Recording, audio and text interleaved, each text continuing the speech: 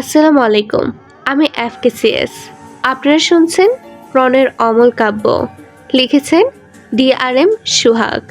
পর্ব সংখ্যা ৩। চলুন আজকের পর্ব শুরু করি। ইরফান গাড়ির দরজা খুলে ড্রাইভিং সিটে বসে। সিটে মাথা এলিয়ে ডান হাতের কনুই জানলার উপর রেখে মুষ্টিবদ্ধ হাত কপালে ঠেকে চোখ বুজে রাখে। কিছুক্ষণ পর চোখ খুলে আয়নায় চোখ পড়লে মায়রার লালিত ডানগাল ভেসে ওঠে দর্পণে। ইরফান ভ্রু কুঁচকে তাকায়। মায়রা ইনের কাঁধের উপর মাথা ঠেকে চোখ বুজে আছে। ইনায়া বাম পাশে বসায়। মায়রা তার মাথার বাম পাশ ইনায়ের ডান কাঁধে ঠেকিয়ে রেখেছে, যার ফলে গাড়ির হলদেটে আলোয় মায়রার লালিত ফুলা ডানগাল স্পষ্ট দৃশ্যমান হয়ে আছে, কিছুটা রক্তের ছিটাফোঁটা ফুলা গাল জুড়ে। ইরফান কিছুক্ষণ আয়নায় ফুটে ওঠা মলিন মুখের মায়রার পানে চেয়ে থাকলো। এরপর চোখ সরিয়ে নেয়। ডান হাতে গাড়ির স্টিয়ারিংয়ে একটা থাপ্পড় মারে। মায়রা ঘুমের মাঝেই কেঁপে ওঠে, তবে চোখ মেলে তাকায় না। ঘুমিয়েছে বোধহয়। সে সময় সদ্য গাড়িতে ইরফানের পাশে উঠে বসে রুকুচকে বলে, আবার কি হলো তোর? ইনায়া আর চোখে তার ভাইয়ের দিকে তাকায়। ইরফান সামনে তাকে গাড়ি স্টার্ট দেয়। পিছন দিকে নিয়ে হঠাৎ করেই স্পিড বাড়ালে মায়রা ঝাঁকি দিয়ে ওঠে। একটু চোখ লেগেছিল। এত জোরে ধাক্কা পেয়ে পিটপিট করে চোখ মেলে তাকায়। ইরফান গাড়ির স্পিড বাড়ায়। মায়রা চোখ বড় বড় করে তাকিয়ে বলে, এত জোরে চলছে কেন গাড়ি? আপনি আমায় মারার জন্য এমন করছেন? খারাপ লোক। শুদ্ধ পিছন ফিরে ইশারায় বলে, মেরি মা চুপ চুপ। মায়রা তো শুদ্ধর দিকে তাকালই না। রেগে মেগে বলে, আস্তে চালান বলছি, একটু ঘুমেও শান্তি দেয় না। ইনায়ের দিকে তাকিয়ে বলে, আসলে ভালোর ছিটে ফোটা নেই তোমার ভাইটার মাঝে। ইরফান রেগে গাড়ির স্পিড আরও বাড়ায়। মায়েরা কটমট দৃষ্টিতে ইরফানের মাথার পিছনে তাকিয়ে থাকে। দুহাত আড়াআড়িভাবে গুজে বিড়বিড় করে, অসহ্য লোক একটা। ইনায়া আর শুদ্ধ অসহায় চোখে একবার মায়েরার দিকে তাকায়, একবার ইরফানের দিকে। তাদের মন বলছে, এরা এমন কেন? মায়েরার মাথায় কিছু একটা আসে। ইনের কাছে গিয়ে ফিসফিস গিয়ে বলে, আচ্ছা আপু, বাবা যদি আমাদের বাইরে আসার কথা জানতে পারে তাহলে কি করবে? ইনায়া মায়েরার দিকে তাকিয়ে বলে, অনেক বকবে। মায়েরা ভীতকণ্ঠে বলে, বাবা তো আমাকে নিজের মেয়ে বলেছিল, এখন একটা ভুল করে ফেলেছি। তাহলে যদি বাবা আমায় এই ভুলের জন্য আর নিজের মেয়ে না ভাবে? কথাগুলো বলে মনমরা হয়ে যায়। কিছুক্ষণের মাঝে ইরফান গাড়ি থামিয়ে গাড়ি থেকে নেমে দাঁড়ায়। মায়েরা দ্রুত গাড়ি থেকে নেমে ইরফানের পিছনে দাঁড়িয়ে বলে, বাবাকে একদম বলবেন না আমি আর আপু বাইরে গিয়েছিলাম। ইরফান ভ্রুকুচকে পিছন ফিরে তাকায়। মায়েরা ইরফানের দিকে চেয়ে বলে, কথা বলছে না কেন? একদম বলবেন না বাবাকে। ইরফান নীরব চোখে মায়ের দিকে চেয়ে আছে। মায়েরা বিরক্ত হয়ে দুপা এগিয়ে এসে বলে, আবার মারার প্ল্যান করছেন? আমি একদম মার খেতে ভয় পাই না, আপনি বাবাকে বলবেন না আমি বাইরে গিয়েছি। আমি না বলে গিয়ে অপরাধ করেছি, আপনি গাল ফেটে দিয়েছেন। সুদবোধ। ইরফান চোখ বুজে দীর্ঘশ্বাস ফেলল। এই গর্ধব জানেই না সে কেন মার খেয়েছে। মায়েরা কোমরে হাত দিয়ে বলে, বাবাকে বলে দেওয়ার প্ল্যান করছেন তাই না? আপনি আসলেই একটা। বলার আগেই ইরফান শক্ত হাতে মায়রার গাল চেপে ধরে। মায়েরা ব্যথা পায়। ইরফান সেকেন্ড কয়েক এর মাঝেই মায়রার গাল ছেড়ে বারবার শ্বাস নেয়। এর সাথে থাকলে এর গায়ে মারের দাগ ছাড়া কিছুই পাওয়া যাবে না। পিছন থেকে তারেক নেওয়াজ বলে ওঠে, কি হয়েছে? কে কথা বলে ইরফান? শ্বশুরের গলা পেয়ে মায়রার চোখ বড় বড় হয়ে যায়। দ্রুত ইরফানের গা ঘেঁষে ইরফানের পিছে গিয়ে ইরফানের পিঠের দিকে শার্ট দুহাতে খামচে ধরে পিছনে মুখ লুকায়।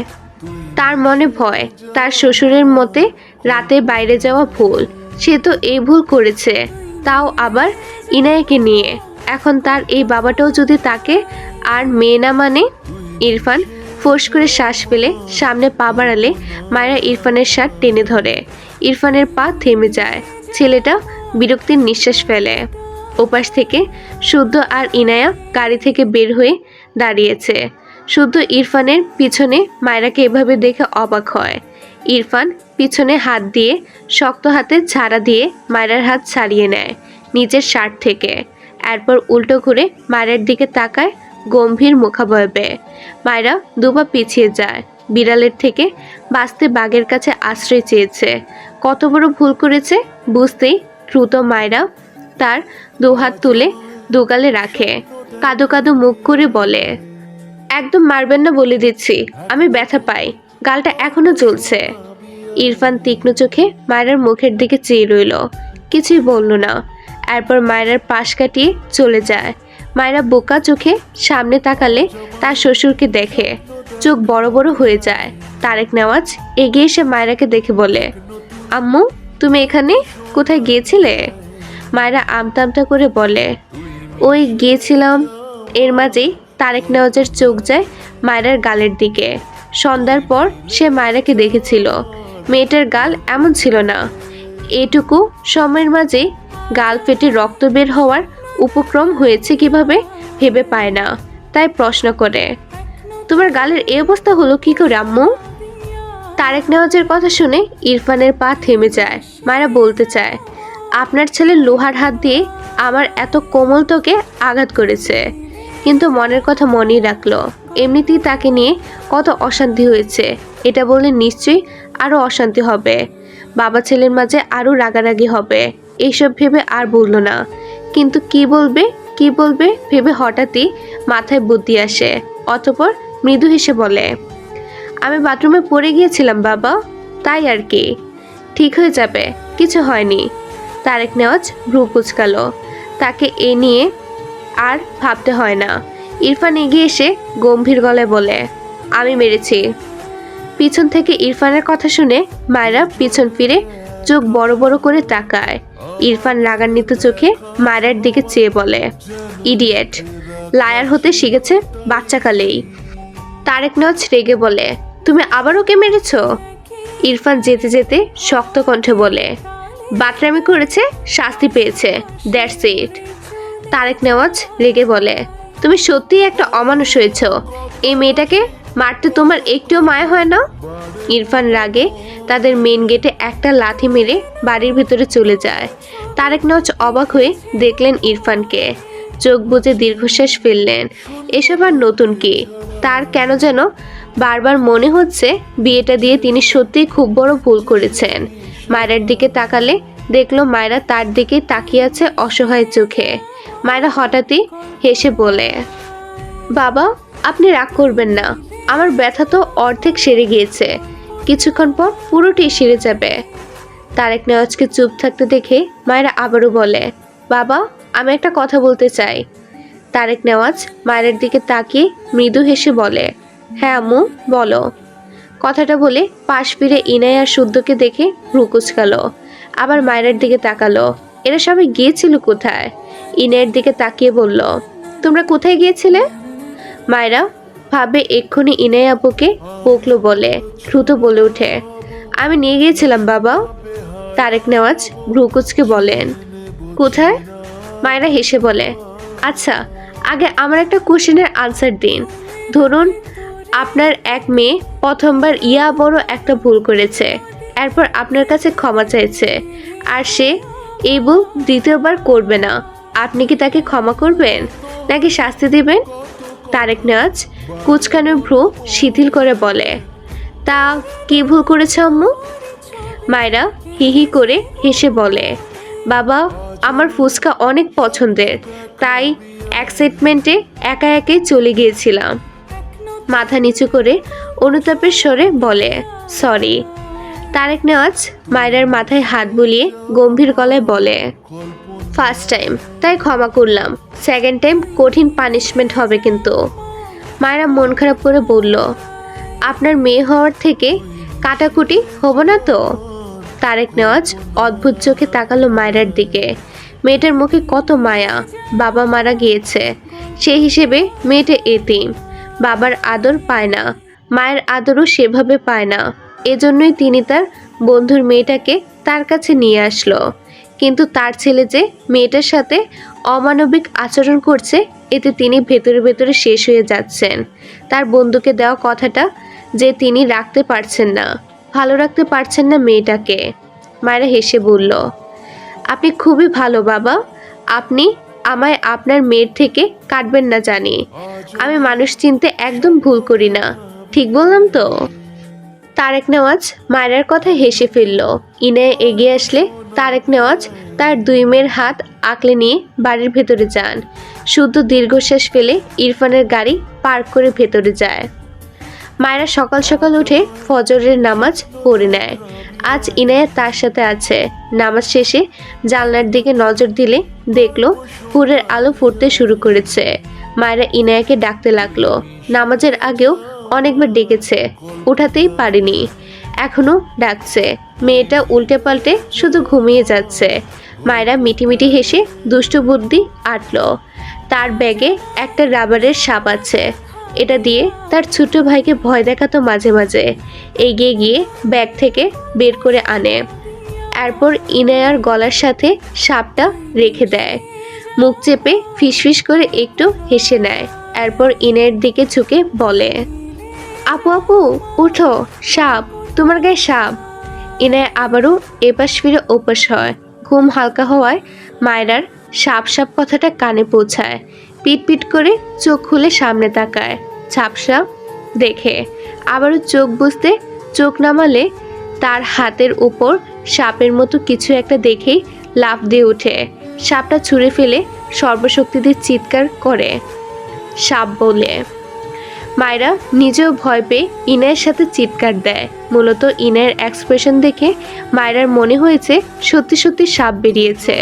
মায়রা দৌড়ে গিয়ে রাবারের সাপ কুড়িয়ে ইনায়ের সামনে ধরে বলতে চায় এটা রাবারের। ইনায়ের তার সামনে আবারও সাপ দেখে প্রায় কেঁদে দিয়ে আম্মু বলে ডেকে ওঠে। ওদিকে তারেক নেওয়াজ আর রুমা নেওয়াজ ঘরের দরজা ধাক্কাচ্ছে। মায়রা ঢুক গিলে নেয়। এখন কি হবে? তীব্র ধাক্কানোর আওয়াজে মায়রা গিয়ে দরজা খুলে দেয়। তারেক নেওয়াজ আর রুমা নেওয়াজ ভিতরে গিয়ে ইনায়াকে ভীত হয়ে চোখে পানি দেখে বাবা মা দুজনে চিন্তিত হয়ে যান। রুমা নেওয়াজ ইনায়ের পাশে বসে মেয়েকে আঁকলে নিয়ে মায়রার দিকে চেয়ে বলে, এই মেয়ে কি করেছে আমার মেয়ের সাথে?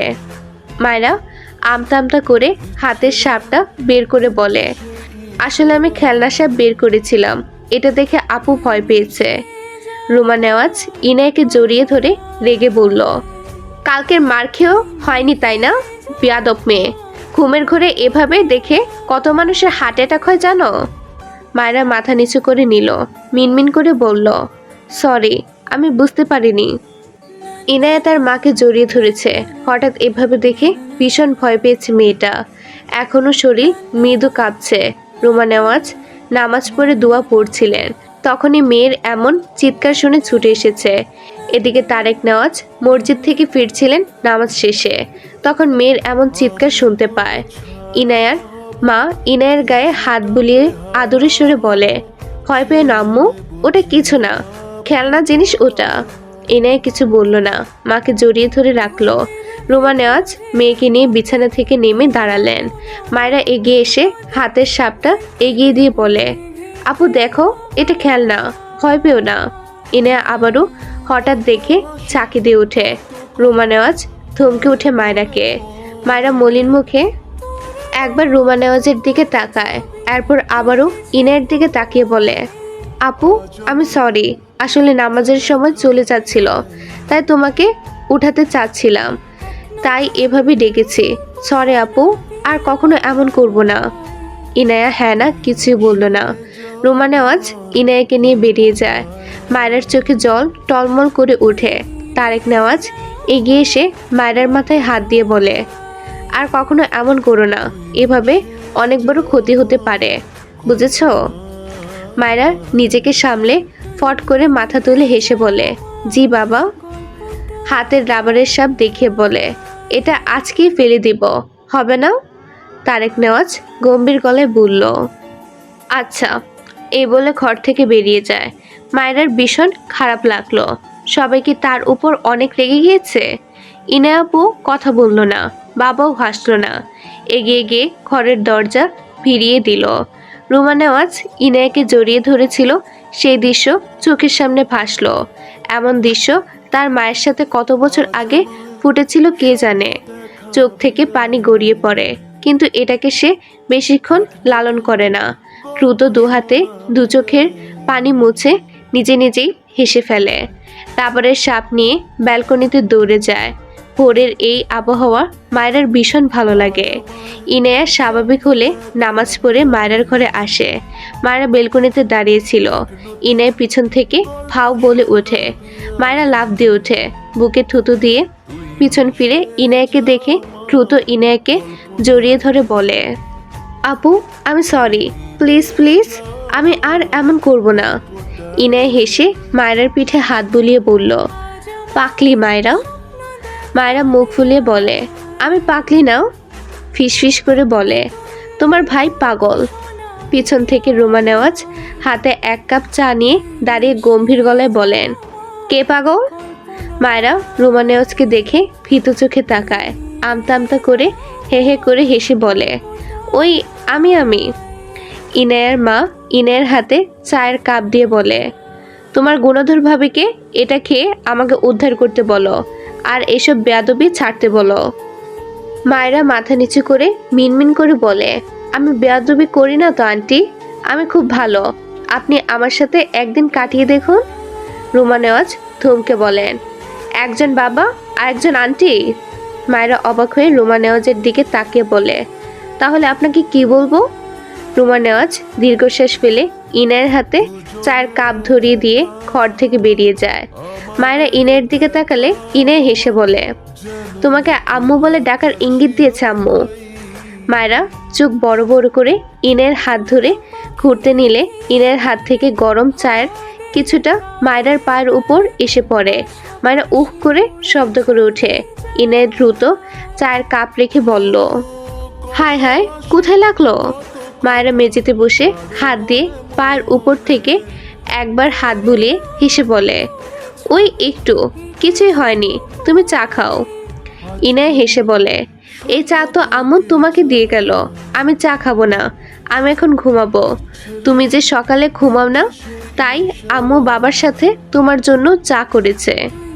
মায়েরা অবাক হয়ে তাকালো ইনায়ের দিকে, মুখ ফসকে বলে ফেলে, তার মানে তোমার আম্মু, আই মিন আমার শাশুড়ি, উপরে উপরে দাজ্জাল শাশুড়ি, ভেতরে ভেতরে ভালো শাশুড়ি, তাই না? ইনায়া মায়রার কথায় হেসে ফেলল। বসা থেকে দাঁড়িয়ে ঘরে গিয়ে বিছানায় শুয়ে বলল, আমি ঘুমাচ্ছি মায়রা, আমার সকালে ওঠার অভ্যাস নেই, বাই। মায়রা হেসে বলে, আচ্ছা আপু, ঘুমাও, আর ডিস্টার্ব করবো না, পাক্কা। এরপর চায়ের কাপ নিয়ে ফটাফট চা সাবার করলো, বিড়বিড় করলো। শাশুড়ি মায়ের মুখ থেকে নিম ঝুললো, হাত থেকে তো বহুত মধু চড়ে। পা জ্বলছে হালকা। দ্রুত ওয়াশরুমে গিয়ে ট্যাবের নিচে পা দিয়ে রাখলো কিছুক্ষণ, জ্বলুনি কিছুটা কমেছে। এরপর ওয়াশরুম থেকে বেরিয়ে ইনায়াকে দেখলো সে ঘুমে। মায়েরা ইনায়াকে আর ডিস্টার্ব করলো না, ঘরের দরজা চেপে ঘর থেকে বেরিয়ে যায়। এদিক ওদিক তাকালো, পুরো বাড়ি নিস্তব্ধ, সবাই হয়তো আবারও ঘুমিয়েছে। মায়েরা এদিক ওদিক হাঁটলো, এরপর ধীরে ধীরে মেইন গেট খুলে বাইরে যায়। বাড়ির সামনে অনেকটা জায়গা জুড়ে ফাঁকা রাস্তার মতো, তবে এই জায়গা ইরফানদের একদম মেইন গেটের ভেতর। ডান পাশে বেশ বড়সড় বাগান, বাম পাশেও অনেক গাছপালা লাগানো। মায়েরা আশেপাশে তাকালো, কেউ কোথাও নেই। মেয়েটা খালি পায়ে দৌড় লাগায় বাগানের ভেতর, অনেকটা জায়গা জুড়ে ফাঁকা। মায়েরা খালি পায়ে মাটির উপর হেঁটে ঘুরে ঘুরে দেখলো। হঠাৎ তার মাথায় আসে দড়ি খেলার কথা। গ্রামে প্রচুর খেলেছে, এখন খেলার ভীষণ ইচ্ছে জাগলো, কিন্তু খেলার দড়ি এখানে নেই, তার বাড়িতে রেখে এসেছে। কিছু একটা ভেবে বাড়ির ভেতরে দৌড় লাগায়, ছাদের উদ্দেশ্যে দ্রুত পায়ে সিঁড়ি বেয়ে উঠতে থাকে। ছাদে পৌঁছে হাঁটুতে ভর করে ঘন ঘন নিঃশ্বাস ফেলল। নিজেকে শান্ত করে আশেপাশে তাকিয়ে কিছু খুঁজলো। এরপর এগিয়ে গিয়ে কাপড় মেলার একটা মোটা দড়ি বেশ কসরত করে খুলে ফেলে। তারের মতো মোটা দড়ি, এটা দিয়ে খেলতে অসুবিধা হবে না, নিজের ইচ্ছে পূরণ করতে পারবে ভেবে মুখে হাসি ফুটল। এরপর আবারও দৌড় লাগায় বাগানের উদ্দেশ্যে। মায়েরা বাগানে এসে আশেপাশে একবার তাকালো, না কেউ নেই। গায়ের ওড়না খুলে পাশেই ঘাসের উপর গুটিসুটি করে রাখলো। কোমরের নিচ পর্যন্ত চুলগুলো শক্ত করে খোপা করে নিল। এরপর দুহাতে দড়ি পেঁচিয়ে লাফিয়ে লাফিয়ে খেলা শুরু করে আর খিলখিলি হাসে। বাগানের ডান পাশে দোতলায় ইরফানের ঘর, সাথে ব্যালকনি। ইরফান হাতে ব্ল্যাক কফি নিয়ে এসে দাঁড়ায় ব্যালকনিতে। গায়ে ব্ল্যাক টি শার্ট জড়ানো, পরনে ব্ল্যাক প্যান্ট। ডান হাতে কফির মগ নিয়ে তাতে চুমুক দেয়। বাম হাত পকেটে রেখে তীক্ষ্ণ চোখে তাকায় তার ব্যালকনি বরাবর নিচের দিকে।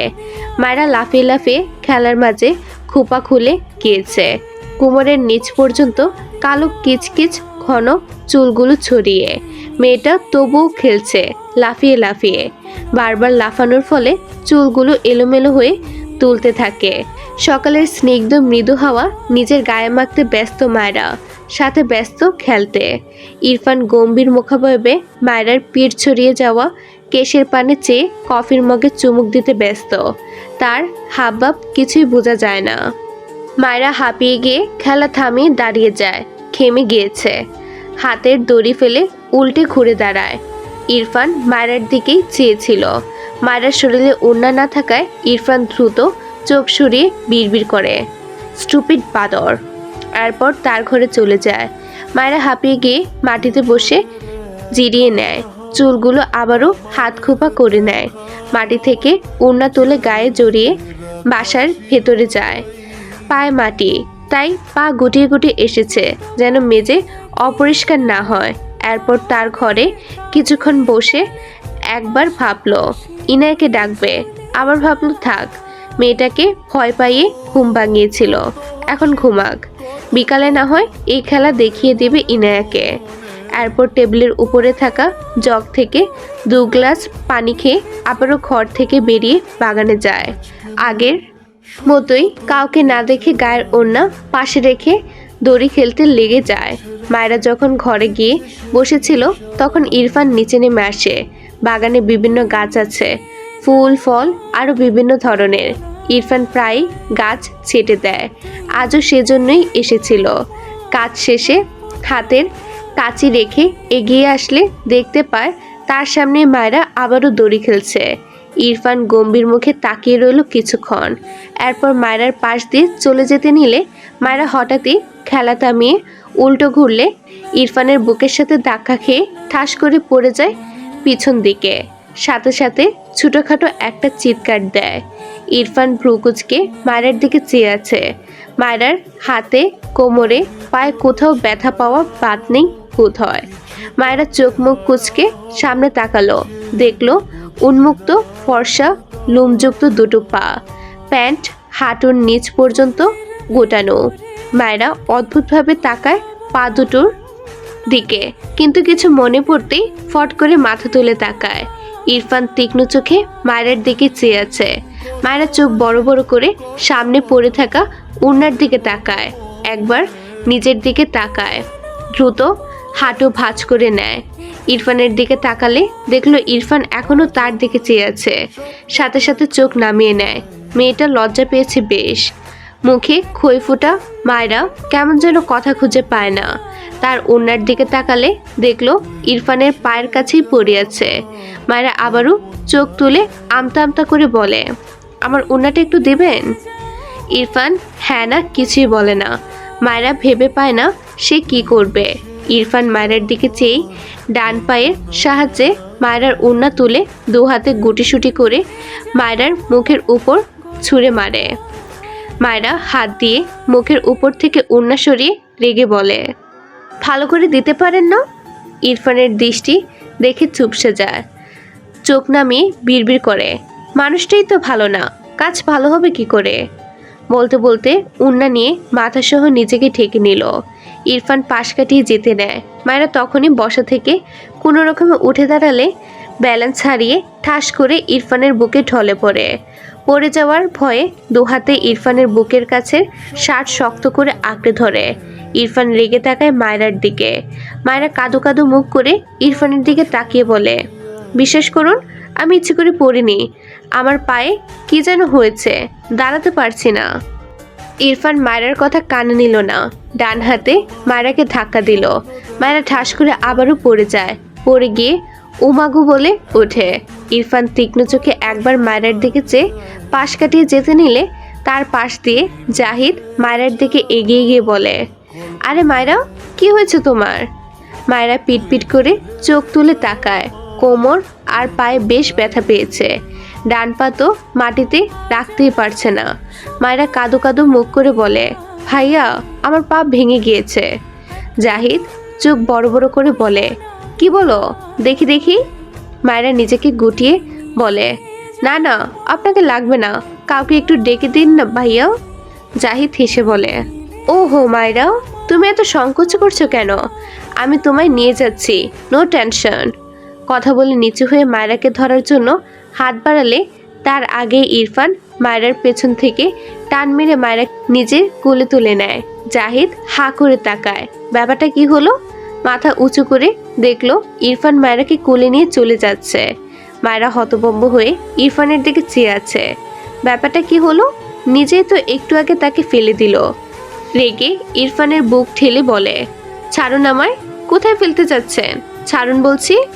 ইরফান শক্ত চোখে একবার তাকায় মায়রার দিকে। মায়রাও রেগে বলে, একদম আপনাকে ভয় পাই না, অসভ্য লোক, মেয়েদের ছোঁয়ার বাহানায় থাকে, ছাড়ুন বলছি। ইরফান পায়ের গতি বাড়ায়। ডাইনিংয়ে এখনো কেউ নেই। মায়রা তার ঘরের দরজার দিকে তাকালে দেখলো সে ঘর পাস করে যাচ্ছে। মায়রা চোখ বড় বড় করে তাকায়। ইরফান দোতলায় উঠতে থাকে। মায়রা ভয় পায়। হায় আল্লাহ, তাকে ছাদ থেকে ফেলতে যাচ্ছে নাকি? রেগে মেগে ইরফানের গলা খামচে ধরে। ইরফান একটা টু শব্দ করলো না। তার ঘরের দরজা পা দিয়ে লাথি মেরে মায়রাকে এক প্রকার ছুঁড়ে মারে ঘরের ভেতর। মায়রা ছিটকে পড়ে মেঝেতে, কোমরে ব্যথা পেয়ে গুঙিয়ে ওঠে। ইরফান হাঁটু মুড়ে মায়রার গাল বাম হাতে শক্ত করে ধরে দাঁতে দাঁত চেপে বলে, এই মুখ চালানোর শিক্ষা তোকে আমি দেব, ওয়েট। আপনি যদি একজন লেখক বা লেখিকা হয়ে থাকেন আর যদি চান আপনার নিজের লেখা উপন্যাস, ছোট গল্প, বাস্তব জীবনের গল্প, মজার ঘটনা কিংবা যে কোনো মৌলিক লেখা আরও বেশি মানুষের কাছে পৌঁছে যাক, তাহলে আপনার লেখাটি পাঠিয়ে দিন fkcsdreamyworld@gmail.com এই ইমেল ঠিকানায়। নির্বাচিত লেখাগুলো আমার নতুন ইউটিউব চ্যানেল FKCS মিডনাইট থটসে আমার কণ্ঠে প্রকাশ করা হবে। প্রতিটি লেখার সঙ্গে লেখক লেখিকার পূর্ণ ক্রেডিট দেওয়া হবে। চাইলে আপনার নাম, ছদ্মনাম অথবা আপনার ফেসবুক আইডি, পেজের নামও উল্লেখ করা হবে। তাহলে আর দেরি কেন? আপনার সেরা লেখাটি আজই পাঠিয়ে দিন। হয়তো পরবর্তী গল্পটি হবে আপনারই লেখা। মায়রা কেঁপে ওঠে ইরফানের ভয়েস টোনে। কি করেছে সে? রেগে দুহাতে ইরফানকে ধাক্কা দিলে ইরফান মায়রার দুহাত তার এক হাতের মুঠে শক্ত করে চেপে ধরে। মায়রা ফুঁফিয়ে উঠে, বিড়বিড় করে, এই পাষাণ লোক আমায় মারতে মারতে মেরেই ফেলবে। বাবা, মা, মিস ইউ। কাঁদতে কাঁদতেই ইরফানের দিকে তাকিয়ে চেঁচিয়ে বলে, অসভ্য লোক, পাষাণ লোক, ছাড়ুন আমায়। ইরফান শক্ত চোখে মায়রার দিকে তাকায়। হঠাৎই মায়রার গলা থেকে ওড়নার টান মেরে নিয়ে নেয়। মায়রা চোখ বড় বড় করে তাকায়। ইরফান হেলে গিয়ে মায়রার দুহাত পিছনে নিয়ে ওড়না দিয়ে বাঁধতে থাকে। মায়রার মুখ গিয়ে ঠেকে ইরফানের বুকে। মায়রা কেঁদে কেটে অস্থির। মেয়েটা এমনিতেই কাঁদে না, কিন্তু এই লোক তার সাথে এমন করছে কেন? ইরফান মায়রার হাত বেঁধে সরে গেলে মায়রা কান্নামাখা চোখে ইরফানের দিকে তাকায়। লজ্জা সংকোচে নুয়ে আসে মেয়েটা। কাঁদতে কাঁদতে দৃষ্টি নত করে বলে, আপনি আসলে একটা অসভ্য। আমার পা ভেঙে গিয়েছে, এখন আপনি আমার কোমর ভেঙেছেন, আমার থেকে কাপড় খুলে নিয়েছেন, আমার হাত বেঁধে দিয়েছেন। উফ, ছেড়ে দিন আমায়। ইরফান মায়রার এত বকবক নিতে পারল না। ডান হাতে মায়রার মুখ চেপে বলে, স্টপ, জাস্ট স্টপ। মায়রা ভেজে চোখে পিটপিট করে তাকায় ইরফানের পানে। ইরফান মায়রার মুখ থেকে হাত সরিয়ে মায়রার ডান পায়ে হাত দিলে মায়রা চেঁচিয়ে উঠে, কেঁদে কেঁদে বলে, আমার পা ভেঙে গিয়েছে, ছেড়ে দিন, ধরবেন না প্লিজ। ইরফান বিরক্তিতে কপাল কুঁচকে একবার মায়রার মুখের দিকে তাকালো। চোখ সরিয়ে নিয়ে মায়রার পা ধরে একপাশে জোরে টান দেয়। মায়রা জোরে কেটে দেয়। ইরফান মায়রার পা এদিক ওদিক নাড়িয়ে দেখে এরপর মেঝে থেকে উঠে দাঁড়ায়। মায়রাকে এখনো কাঁদতে দেখে বিড়বিড় করে, স্টুপিড গার্ল। মায়রা মাথা তুলে বলে, আমার হাত খুলে দিন খারাপ লোক। একা একটা মেয়েকে পেয়ে সুযোগ নিতে লজ্জা করে না? অসভ্য, ইতর, বেয়াদব। আপনাকে আমি জেলের ভাত খাওয়াবো, ভদ্র বাবার অসভ্য পুলা একটা। ইরফান রেগে একটান দিয়ে মায়রাকে দাঁড় করায়। দাঁতে দাঁত চেপে বলে, স্টুপিড গার্ল, স্টপ, নয়তো এই দুই গাল আস্ত থাকবে না।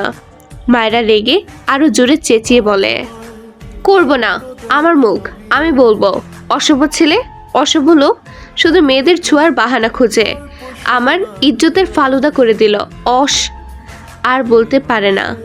বাম গালে একটা শক্তপোক্ত থাপ্পড় পড়ে। মায়েরা ডান দিকে হেলে পড়ে, কাঁদতে কাঁদতে বলে, ও আল্লাহ, আমার জীবনটা দুদিনে থাপ্পড়ময় হয়ে গেল এই পাষাণ লোকের জন্য। মেয়েটার মুখ বন্ধ হয় না, কাঁদে তবু কথা বলতেই থাকে। ইরফান তীব্র বিরক্তিতে টেবিলের ডয়ার থেকে একটা কস্টেপ এনে মায়রাকে টেনে মায়রার মুখে লাগিয়ে দেয়। মায়রা চোখ বড় বড় করে তাকায়। ইরফান তার কাজ শেষ করে চোখ বুজে দীর্ঘশ্বাস ফেলে এগিয়ে গিয়ে দরজা লক করে দেয়। এরপর গায়ের টি শার্ট খুলে ছুঁড়ে ফেলে ওয়াশরুমে চলে যায়। মায়রা ইরফানের যাওয়ার দিকে তাকিয়ে করে অসহায় চোখে একবার নিজের দিকে তাকায়, আরেকবার বন্ধ দরজার দিকে। এগিয়ে এসে বিছানার উপর বসলে কেমন দেবে যায়। মায়রা ভয় পেয়ে দ্রুত দাঁড়িয়ে যায়, রুকুচকে তাকায়। এই বিছানা এমন নরম কেন? অদ্ভুত।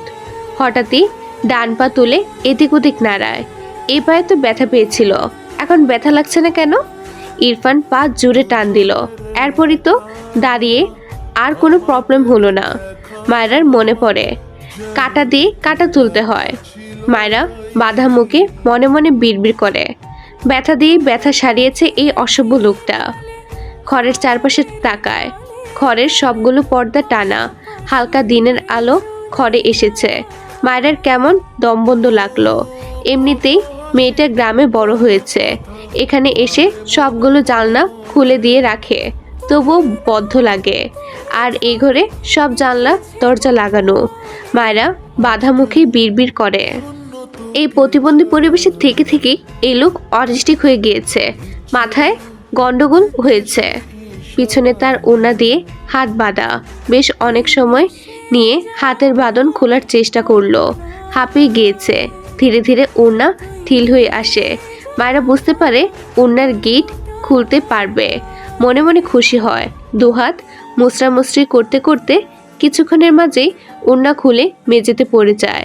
মায়েরা খুশিতে ছোটোখাটো একটা লাফ দেয়, দ্রুত মুখ থেকে কস্টেপ খুলে ছুঁড়ে ফেলে। এর মাঝেই ওয়াশরুমের দরজা খোলার শব্দ পেয়ে দৌড় লাগায় দরজার দিকে। এই রুম থেকে বের হতে পারলেই বাঁচে যেন, কিন্তু দুঃখের বিষয় দরজা তো খুলতে পারছে না। ওয়াশরুম থেকে ইরফান বেরিয়ে আসে। শাওয়ার নিয়ে বেরিয়েছে ইরফান, পরনে তাওয়াল জড়ানো, উদাম শরীর। মায়রাকে দরজার কাছে দাঁড়িয়ে থাকতে দেখে ভ্রু কুঁচকালো। মায়রা দরজা খোলায় ব্যর্থ হয়ে পিছন ফিরে তাকালে চোখ বড় বড় হয়ে যায়। চিল্লি বলে ওঠে, আস্তাগফিরুল্লাহ, আপনার মতো অসভ্য মানুষ আমি দুটো দেখিনি। আমার ইজ্জত শেষ করে এখন নিজের ইজ্জত লুটাচ্ছেন। ছি ছি ছি। চোখ মুখ কুচকে অন্যদিকে তাকে চোখ বুজে বলে, যান যান, জামা কাপড় পরে আসুন। ইরফান মায়রার অযৌক্তিক কথায় বিরক্ত হয়। কিছুটা এগিয়ে এসে গম্ভীর গলায় বলে, ইজ্জত শেষ করেছে বলে নিজের মানচিত্র নিজেই মেলে দাঁড়িয়ে আছে, ইডিয়েট। মায়রা চোখ বড় বড় করে তাকায় ইরফানের দিকে। মেঝেতে তার ওড়না পড়ে আছে। ওয়াশরুমের দরজা খোলার শব্দ পেয়ে দৌড় দিয়েছে, একদম খেয়াল নেই। দ্রুত তার খোলা চুলগুলো ভাগ করে দুপাশে আনলো। ইরফান মায়রার দিকে চেয়ে আছে। মায়রা এদিক ওদিক তাকায়। মেয়েটা জীবনে এমন পরিস্থিতিতে এর আগে পড়েনি। এভাবে তো বাইরে যাওয়া যাবে না। মাথা তুলে একবার ইরফানের দিকে তাকালে দেখলো ইরফান তার দিকেই চেয়ে আছে। চোখ নামিয়ে তার ওড়নার দিকে তাকায়। মায়রার আবার লজ্জায় কান্না পাচ্ছে। তার সব শেষ করে দিল এই বেয়াদব লোকটা। এলোমেলো দৃষ্টিতে এগিয়ে গিয়ে মেঝেতে পড়ে থাকা ওড়না কুড়িয়ে নিজেকে ঢেকে নেয়। এরপর দ্রুত দরজার কাছে এগিয়ে গিয়ে আবারও খোলার চেষ্টা করে, কিন্তু পারে না। পিছন ফিরে কিছু বলতে নিলে একদম তার সামনে ইরফানকে দাঁড়িয়ে থাকতে দেখে ঠুক গিলে নেয়। এই লোকের পুরো শরীরে এত লোম কেন? কথাটা মনে মনে বিড়বিড় করে। মাথা তুলে ইরফানের দিকে তাকালে দেখলো ইরফান গম্ভীর মুখে মায়রার দিকে চেয়ে আছে। এই লোকের সব দৃষ্টি ভয়ঙ্কর, একদম খেয়ে ফেলার মতো লাগে। মায়রা দুহাতে দুগাল চেপে ধরে ইনোসেন্ট ফেস বানিয়ে বলে, আর একবার মারলে আপনাকে জেলের ভাত খাওয়াবো বলে দিলাম। দেখুন, আমি কোমরে অনেক ব্যথা পেয়েছি। আপনি দুইবার ফেলেছেন আমাকে, পা ঠিক করে দিয়েছেন, কিন্তু সেই উপকার খুবই সামান্য। থাপ্পড়ও মেরেছেন, আমার অর্ধেক ইজ্জত শেষ করে দিয়েছেন। আর একবার মারলে আপনাকে। মায়রার বাক্য শেষ করার আগেই ইরফান দরজা খুলে মায়রার হাত ধরে তাকে মৃদু ধাক্কা দিয়ে ঘর থেকে বের করে দেয়। এরপর ঠাস করে দরজা বন্ধ করে দেয়। মায়রা হাঁ করে বন্ধ দরজার দিকে তাকায়, চিল্লিয়ে বলে, জঘন্য, অসভ্য, অসহ্য লোক একটা। বলেই দৌড় লাগায় তার ঘরের দিকে। সিঁড়ি বেয়ে নেমে দৌড়ে তার ঘরের দিকে যেতে নিলে জাহিদ ডেকে বলে, মায়রা, তুমি কোথায় ছিলে? জাহিদের কথায় মায়রা দাঁড়িয়ে যায়, হেসে চোখ বড় বড় করে বলে, জমের মুখ থেকে বেঁচে ফিরেছি। ইরফান পরনে প্যান্ট পরেই কি মনে করে ঘর থেকে বেরিয়ে আসে। নিচে তাকিয়ে জাহিদকে দেখে পাশে মায়রা শক্ত কণ্ঠে ডাকে, জাহিদ। ইরফানের ডাকে জাহিদ মাথা তুলে উপরে তাকিয়ে বলে, জি ইরফান ভাই। উপরে এসো। ইরফান ভাই, 2 মিনিট দাঁড়াও, আসছি। এরপর মায়ের দিকে তাকিয়ে কিছু বলার আগেই আবারও ইরফান অগ্নিঝরা কণ্ঠে বলে, এক্ষুনি আসতে বলেছি। হ্যাঁ হ্যাঁ আসছি ইরফান ভাই, 1 মিনিট ওয়েট। কথাটা বলে মায়ের দিকে তাকিয়ে বলে, মায়েরা, তোমার তো পা ভেঙে গিয়েছিল, দাঁড়িয়ে আছো কিভাবে? ইরফান রাগে বাঘের ন্যায় গর্জনিত কণ্ঠে চিৎকার করে উচ্চারণ করে, জাহিদ। মায়রা ভয়ে লাফিয়ে ওঠে। জাহিদ নিজেও থতমত খেয়ে ইরফানের দিকে তাকায়। মায়রা বুকে থুতু দিয়ে বিরক্ত হয়ে পিছন ফিরে মাথা উঁচু করে তাকায়। ইরফানকে মুখ ভেঙচি দিয়ে তার ঘরের দিকে দৌড় দেয়। ইরফান দাঁতে দাঁত চেপে মায়রার দিকে চেয়ে রইল।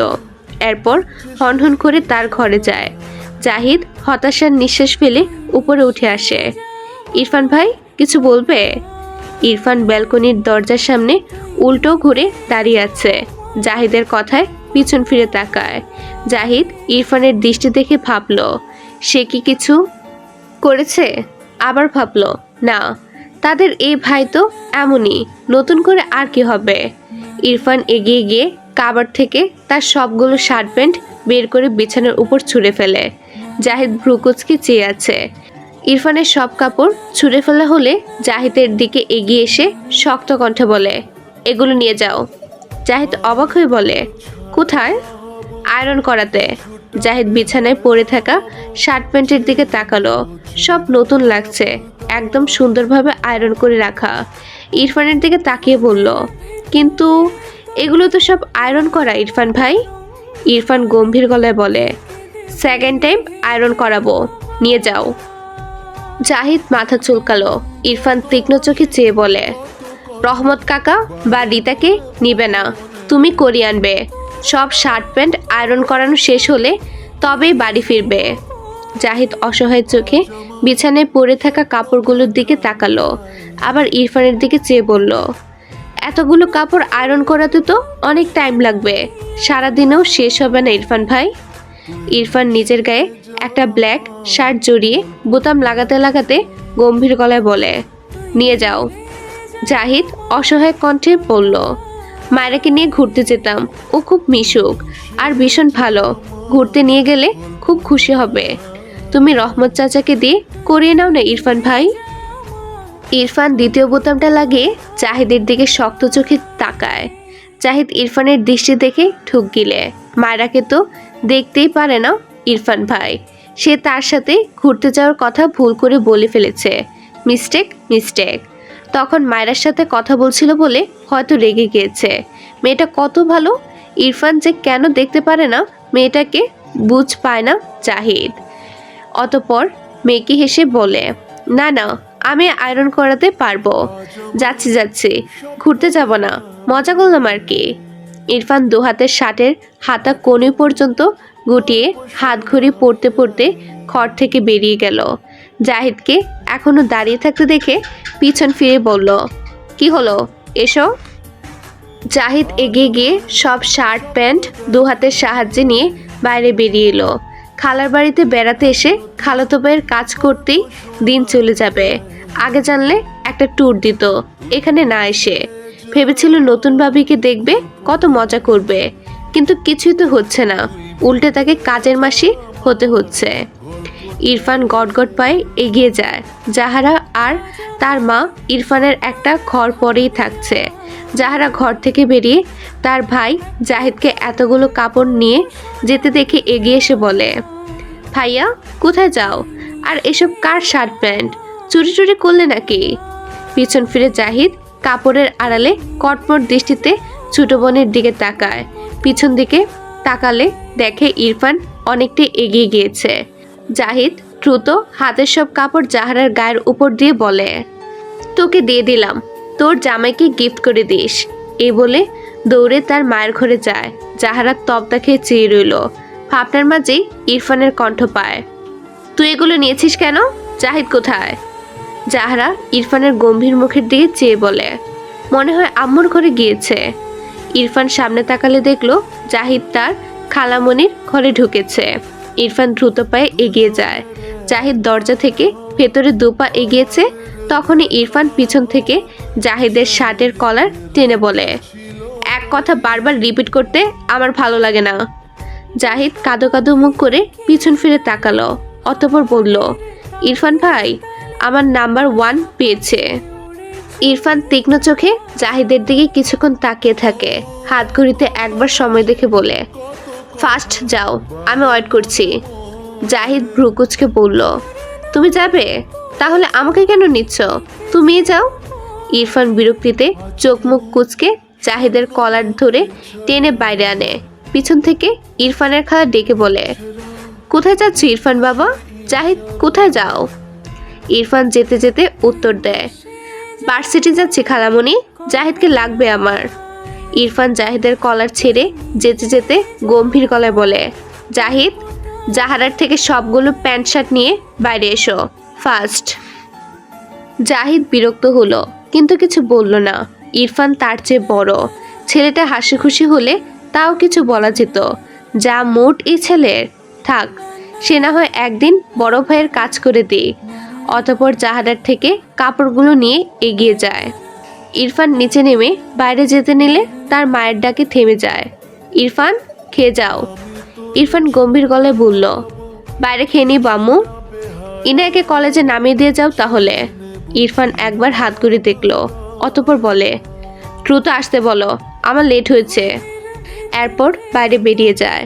পিছন পিছন জাহিদও বেরিয়ে যায়। রুমা নেওয়াজ দীর্ঘশ্বাস ফেললেন। জাহিদকে দিয়ে কাজ করাচ্ছে কেন বুঝলো না, কিছু বললো না, বলে লাভ নেই জানে। তিনি ইনায়াকে দ্রুত রেডি হতে বললেন। মায়েরা তখন থেকে এসে ইনায়ের সাথে কথা বলছে। আপু, তোমার ভাইয়া আমাকে আবার মেরেছে। ইনায়া মন খারাপ করে বলল, আসলে ভাইয়া একটুতেই রেগে যায়, তুমি আর ভাইয়ের সামনে যেও না কেমন? মায়েরা মৃদু রেগে বলল, আরে আপু, আমি তোমার ভাইয়ের সামনে যাইনি, ওই লোকটাই আমাকে ফেলে দিয়েছে, আমার ইজ্জতের ফালুদা বানিয়েছে, তারপর আবার কোলে তুলে ছুঁড়ে ফেলেছে। কোমরে এখনো একটু একটু ব্যথা আছে, বুঝলে? ইনায়া অদ্ভুতভাবে মায়ের দিকে চেয়ে আছে। মায়ের সব কথা তার মাথার উপর দিয়ে গেল। সে তো ঘুমাচ্ছিল, এর মাঝে কি যে করেছে এই মেয়ে। মায়েরা হেসে বলল, আচ্ছা বাদ দাও, তোমার ভাই তো মানুষ নয়, এত ভাবা দরকার নেই তার কথা। আপু শোনো, আমাকে তোমার কলেজে নিয়ে যাবে? আমি ঘুরে ঘুরে দেখব। ইনায়া অবাক হয়ে বলল, আমি তো কলেজে গিয়ে ক্লাস করব, তুমি কি করবে? আমি খোলা জায়গায় ঘুরবো, তোমার ছুটি হলে আবার একসাথে আসবো। প্লিজ আপু, যাই তোমার সাথে। ইনায়া মায়ের দিকে তাকিয়ে হেসে বলল, ওকে। মায়েরা খুশি হয়ে বিছানা থেকে নেমে দাঁড়ালো। কোমরে একবার হাত বোলালো। ইনায়া বলল, বেশি ব্যথা পেয়েছো? মায়েরা হেসে বলল, না না আপু, ঠিক হয়ে যাবে। এটা বলে গায়ে বোরকা জড়ালো। একদম রেডি হয়ে এসে বলল, আপু আমার মাথায় একটা আইডিয়া এসেছে, আমার মনে হয় তোমার ভাইয়ের মাথায় গন্ডগোল আছে। আসলে পাগলকে পাগল বললে তারা রেগে যায়, বুঝলে? তোমার আম্মু মানে আমার শাশুড়ি মা ও রেগে যায়। তাই বলছি আমি আর তুমি দুজন মিলে তোমার ভাইয়ের জন্য ভালো হওয়ার ওষুধ কিনে এনে পানির সাথে গুলিয়ে খাওয়াবো তোমার ভাইয়াকে। এখন কেমন জঙ্গলিদের মতো বিহেভ করে, দেখতেও জঙ্গলিদের মতোই লাগে। চুলগুলো কেমন ইয়া বড় বড়। ভালো হয়ে গেলে সব ঠিক হয়ে যাবে। চুলগুলো কেটে নিলে একদম হিরোদের মতো লাগবে। এখন ভিলেনি নায়ক লাগে, বুঝলে? কথাগুলো এক নিঃশ্বাসে বলে হেসে বলল। কেমন লাগলো আইডিয়াটা? ইনায়ের চোখ বড় বড় করে তাকায় মায়রার দিকে। লাস্ট কথায় না চাইতেও হেসে ফেলে। পিছন থেকে ইরফানের গম্ভীর কণ্ঠ ভেসে আসে, ইনায়া। মায়রা বিরক্ত হয়ে দরজার দিকে তাকিয়ে আবারও ইনায়ের দিকে তাকিয়ে বলে, আপু তোমার ভাই নিজে তো পাগল, আমিও পাগল হয়ে যাচ্ছি তার মার খেয়ে খেয়ে, ছোঁয়াচে রোগের মতো। তোমার ভাইয়া এখানে নেই, তবুও আমি দেখতে পাচ্ছি। এগুলো পাগল হওয়ার লক্ষণ। তার চেয়ে চলো দ্রুত তোমার ভাইয়াকে সুস্থ করে দেওয়ার ওষুধ আনি, তাহলে আমিও আর পুরোপুরি পাগল হব না। ইনে ঢুক গিলে পিছন ফিরে তার ভাইয়ের দিকে তাকালো। ইরফান চোখ মুখ শক্ত করে মায়ের দিকে চেয়ে আছে। মায়েরা আবারও কিছু বলতে নিলে ইনে মায়ের মুখ চেপে বলে, মায়েরা এটা সত্যি সত্যি ভাইয়া, তুমি পাগল হওনি, প্লিজ চুপ করো। মায়েরা চোখ বড় বড় করে দরজার দিকে তাকায়, চোখ জুড়ে ভীতি। মুখ থেকে ইনের হাত সরিয়ে বারবার জিভ দিয়ে ঠুট বেজায়। আজ সে শেষ। ইরফান রেগে ঘরের ভেতর প্রবেশ করে চিৎকার করে বলে ওঠে, হাউ ডিয়ার ইউ। মায়েরা ভয়ে লাফিয়ে ওঠে। দ্রুত ইনের পিছনে লুকিয়ে কাঁপা কাঁপা কণ্ঠে চেঁচিয়ে বলে, আপু বাঁচাও, এই জল্লাদের হাত থেকে আমায় বাঁচাও। ইনায়ার নিজের গালেই দুটো থাপ্পড় দিতে ইচ্ছে করলো। মায়ের মুখটাও সংযত হয় না, তার ভাইয়ের রাগটাও সংযত হয় না। এখন সে কি করবে? ইরফান চিৎকার করে বলে, বেরিয়ে এসো স্টুপিড। মায়েরা ভয়ে কেঁদে দিবে প্রায়। এই লোককে দেখেই বোঝা যাচ্ছে তার বলা সব কথা শুনে নিয়েছে। এখন তাকে কে বাঁচাবে? মাথাটা একটু বাঁকিয়ে ইরফানের দিকে তাকিয়ে কাঁপা কাঁপা কণ্ঠে বলে, দেখুন আমি কিন্তু আপনাকে নায়ক বলেছি, এত রাগার কি আছে? হ্যাঁ প্রশংসাতেই করেছি একটু, বাকিগুলো মিথ্যে মিথ্যে বলেছি, ওগুলোও ভুলে যান। ইরফান জ্বলন্ত চোখে মায়ের দিকে চেয়ে আছে। মায়েরা ইরফানের দৃষ্টি দেখে ঠুক গিলে চোখ নামিয়ে নেয়। ইরফান এগিয়ে এসে রাগে মায়েরার সামনে থেকে ইনায়াকে টেনে সরিয়ে দেয়। ইনায়ের ডান দিকে কয়েক পা পিছিয়ে যায়। মায়েরা ইনায়ের পিঠের সাথে অনেকটা হেলান দিয়ে দাঁড়িয়েছিল। হঠাৎ করে সামনে থেকে ইনায়ে সরে যাওয়ায় মায়েরা পড়ে যেতে নেয়। তবে ইনায়ের জায়গায় ইরফান দাঁড়ানোয় মায়েরা হেলে গিয়ে পড়ে ইরফানের বুকে। মায়েরার আত্মার পানি শুকিয়ে গিয়েছে। মেয়েটা ভয়ে জ্ঞান হারালো বলে ইরফানের বুকেই শরীরের পুরো ভার ছেড়ে দেয়। ইরফান ডান হাত মুষ্টিবদ্ধ করে চোখ বুজে লম্বা শ্বাস টানে। আজকের পর্ব এখানেই শেষ। পরবর্তী অংশে কি হবে সেটা জানতে হলে অপেক্ষা করুন পরের পর্বের জন্য। ভিডিওটি দেখার জন্য ধন্যবাদ। আল্লাহ হাফেজ।